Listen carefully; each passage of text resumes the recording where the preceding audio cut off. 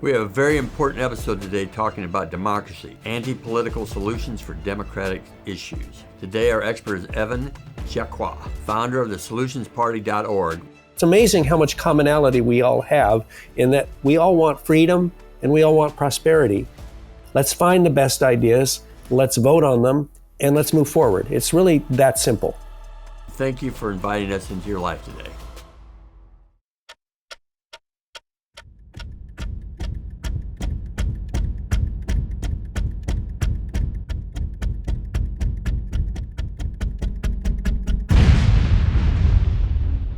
Together we will confront a worldwide threat and offer actionable steps to preserve you and your loved one's peace. All of a sudden, all the lights are going to go out, your cell phone's going to be dead. Every day, things are shaping up to the end of time as we know them. They're going to be at the top of the pile while the rest of us are completely decimated. There is an increased threat, unlimited access to Facebook, Instagram. Subscribe and you will be first on the list to receive the next episode, How to Maintain Peace While Facing a Worldwide Threat.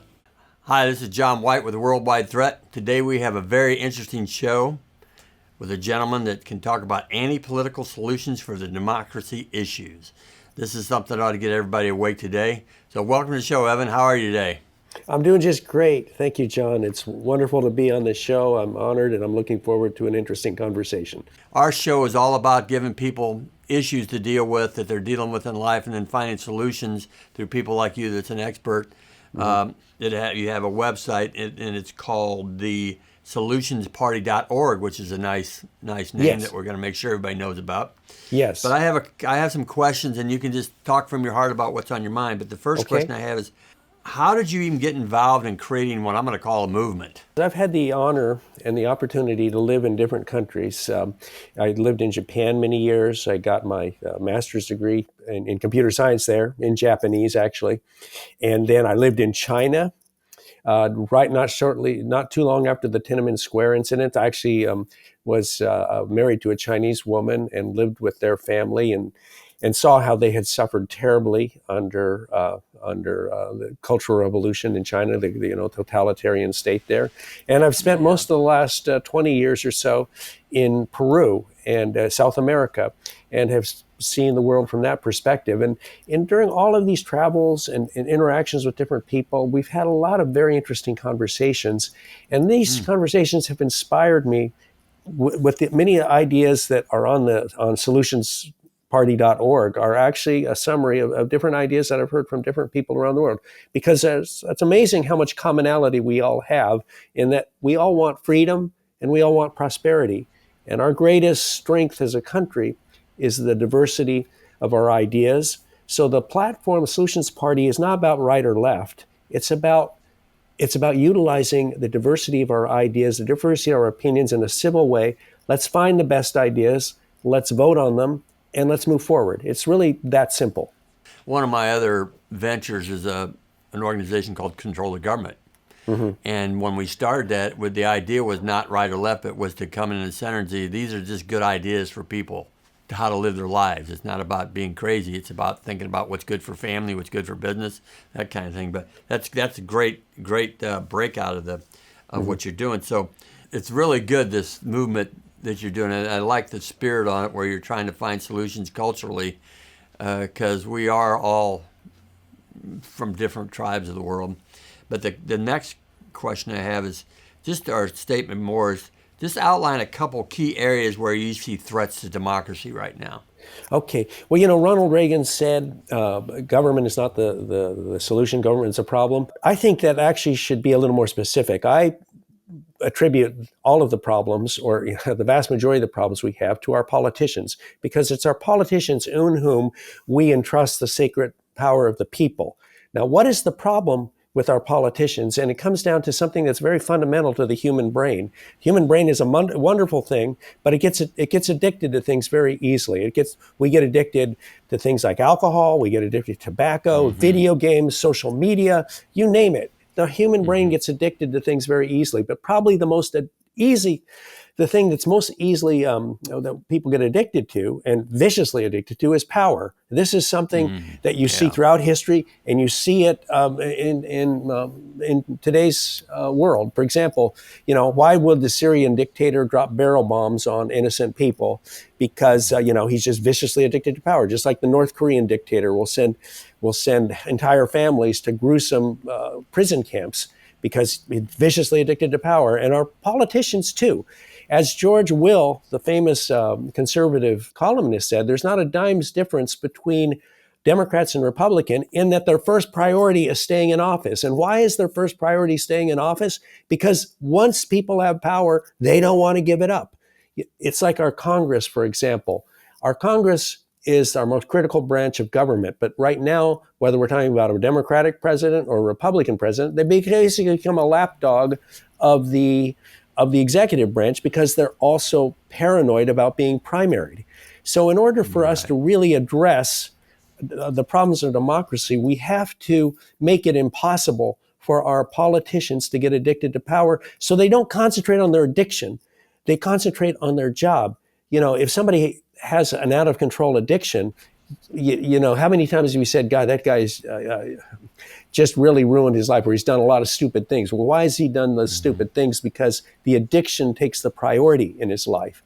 And this is what happens with our politicians. So the first step to really getting our democracy back to a point where it's realizing its wonderful potential is to make it impossible for our politicians to get addicted to power. And let me just say one more thing. John, if I were a doctor and I had to give you a medication that was highly addictive, how would we prevent you from getting addicted to it? Well, we would give you small doses spread apart because we don't want you to get addicted to this highly addictive medication. Well, that's exactly how power has to be allocated. Small doses spread apart. Yeah, and so the problem with that is, and then the doctor gives them a prescription, and they get nailed on something potentially because of that. But the funny thing about that is just yesterday I had a conversation with a friend of mine. We were talking about politics and money. Right. Okay. And in this country, I think politicians are at Congress, they get $174,000 a year salary.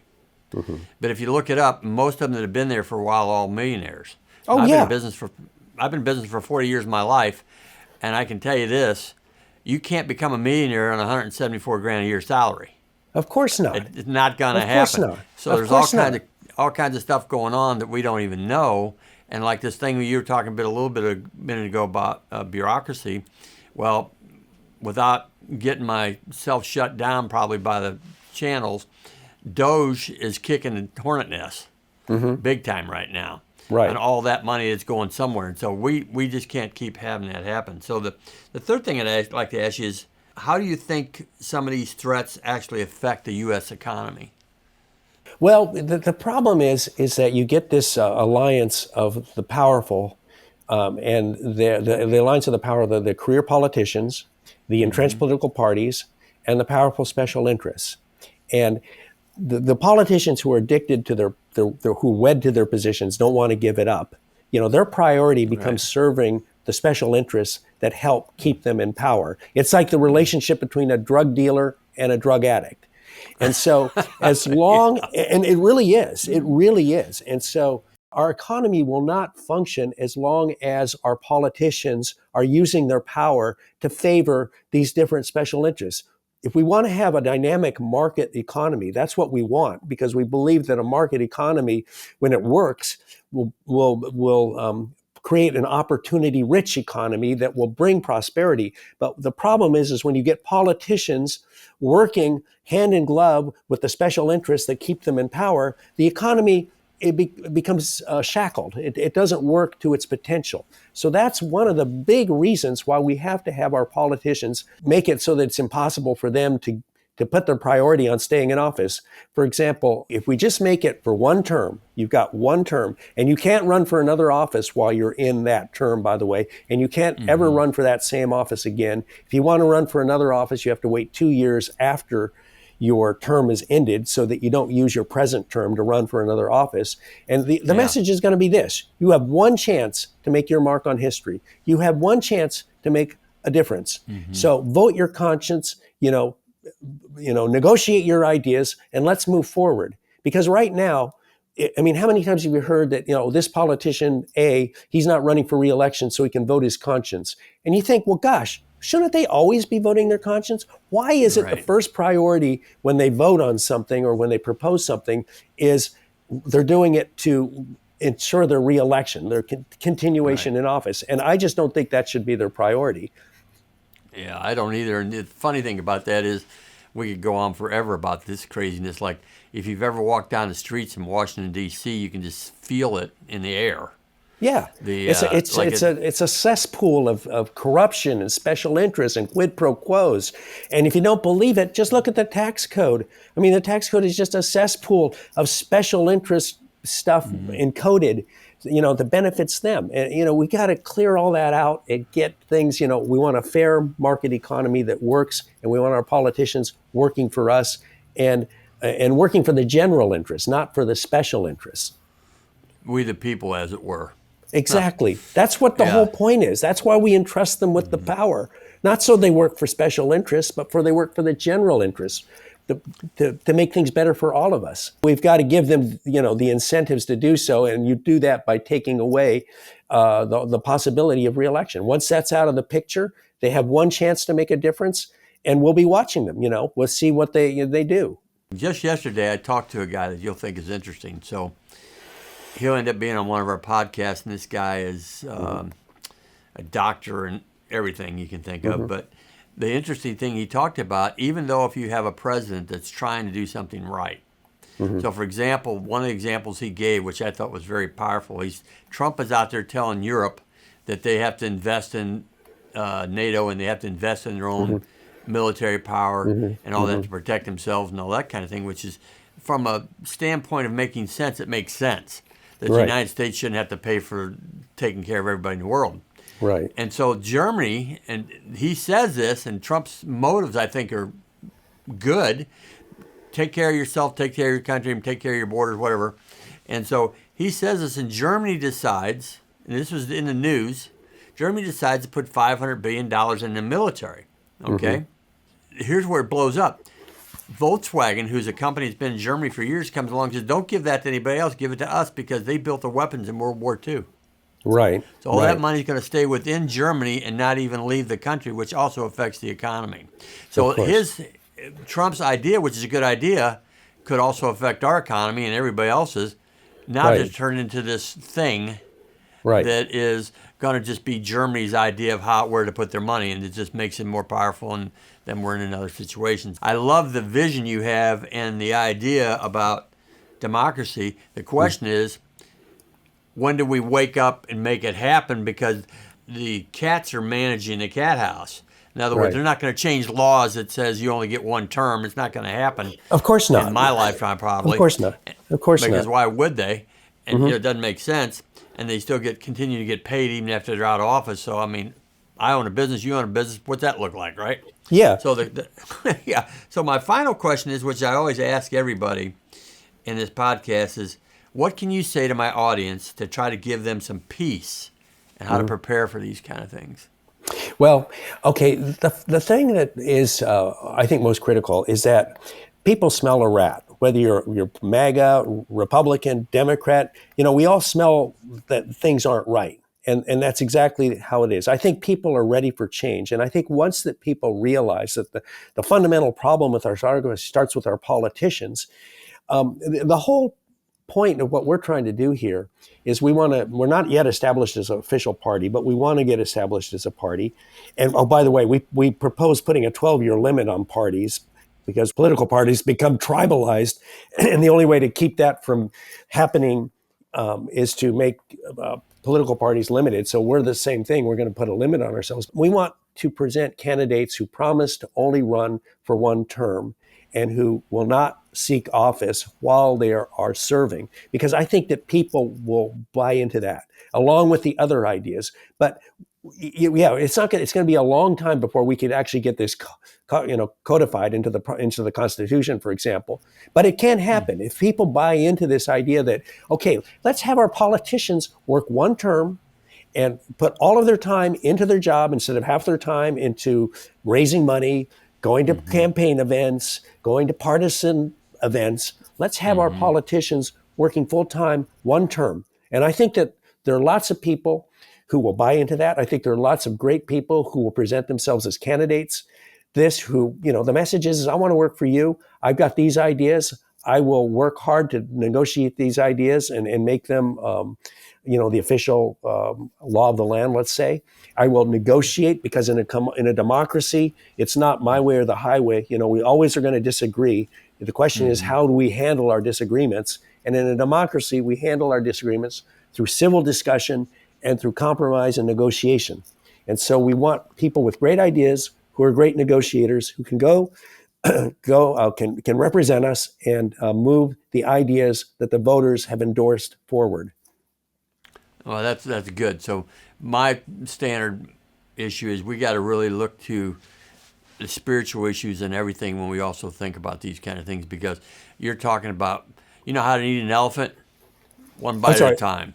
You know how to eat an elephant? Yeah, one bite at a time. Mm-hmm. So what you're talking about is this big elephant, and culturally and emotionally and spiritually, it's something that's important, and hopefully we both live long enough to see movement in that. And so what we're going to do is we're going to put this podcast out to people and let them hear your vision and your heart on this. Okay. And let them take a look at that website and think about it, and maybe along the way you'll come up with some new ideas that we can talk about that will help people really see this. I think it's important for this country. I think it's important for everywhere. And I really appreciate you spending the time with me today.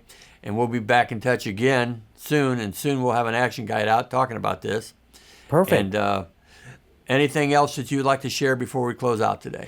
Yeah, I just want to say, we're at a very critical point in history. This experiment we call democracy is being assaulted by autocracies, or the kind of an axis of autocracies are working to try to undermine our democracy and eventually make it crush it, because democracies are the biggest threat to autocracies. And so if democracy collapses now, it'll probably never recover, because the technology exists through constant surveillance, through AI, to ensure that a democratic movement can never arise. So it's very important at this point in history that we take back our democracy and we work toward a world without autocracies, just like Ronald Reagan said, the Soviet Union needs to be thrown on the ash heap of history. People laughed. Well, 10 years later, the Soviet Union was gone. Let's envision a world without autocracies. Let's envision a world with healthy democracies where people can decide who they want their leaders to be and the direction they want their government to go.